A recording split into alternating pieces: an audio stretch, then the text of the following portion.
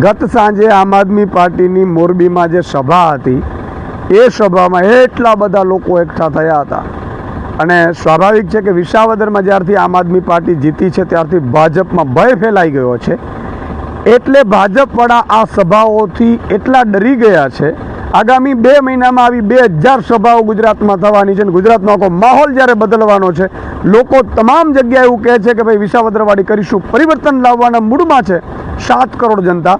એટલે ભાજપ એટલી બોખલાઈ ગઈ છે, મુખ્યમંત્રી એટલા બોખલાઈ ગયા છે કે ગઈકાલે મારી સભા ચાલુ હતી અને મારી સભામાં મુખ્યમંત્રી અથવા તો ભાજપના મળતિયાઓએ વ્યક્તિઓને મોકલીને એક સભા ડિસ્ટર્બ કરવાની જે કોશિશ કરી છે એ ભાજપની મુખ્યમંત્રીની નિમ્ન અને હલકી કક્ષાની રાજનીતિનો નમૂનો છે. ઈશુદાન ગઢવી પત્રકાર હતો ત્યારે ગરીબો, વંચિતો, શોષિતો, મધ્યમ વર્ગ, ખેડૂતો, યુવાનો માટે અવાજ ઉઠાવતો હતો અને આજે પણ ઉઠાવતો રહેશે. તમે 1, 2, 5 માણસોને મોકલી અને મને મારી સભાઓમાં ડિસ્ટર્બ કરવાની કોશિશ કરશો, તમને એમ થાય કે ઈશુદાન ગઢવી ડરી જશે. ત્યારે પણ નહોતો ડરતો, આજે પણ ન ડરીશ અને આવતીકાલે પણ ડરવાનો નથી. અને જે રીતે તમે કોઈ 1, 2 માણસોને કહી અને જે ડિસ્ટર્બ કરવાની કોશિશ કરો છો તમે, એટલે એનાથી અમે ડરી જશું ને અમે અવાજ ઉઠાવવાનો બંધ કરી દઈશું. આ તમારી ભૂલ છે. અમે મજબૂતાઈથી ગરીબો, વંચિતો, શોષિતો, બેરોજગાર યુવાનો અને ખેડૂતોનો અવાજ ઉઠાવીશું અને એની માટે લડીશું ને એની માટે ગોળી ખાવા પણ તૈયાર છીએ.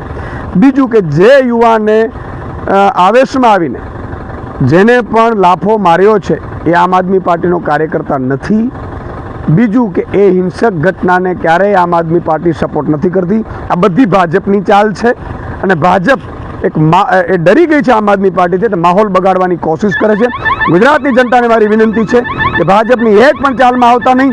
તમારો અને મારો અવાજ અહીંયાથી ગુંજે નહીં, ઉઠે નહીં, પરિવર્તન આવે નહીં, કઈ રીતે ભટકાવે એ માટેનો ભાજપનો ચાલ છે. તમે વિચાર કરો, એ યુવાનને અહીંયા પેપર ફૂટે છે, એમણે એ સવાલ ન કર્યો, આપઘાતો કરે છે, સામૂહિક આપઘાતો કરે છે એનો સવાલ ન કર્યો, ચારે બાજુ રસ્તાઓ તૂટેલા છે એનો સવાલ ન કર્યો, એમણે દિલ્હીનો સવાલ કર્યો. એનો મતલબ સાફ છે કે ભાજપના મુખ્યમંત્રી દ્વારા મોકલેલો માણસ હોઈ શકે છે.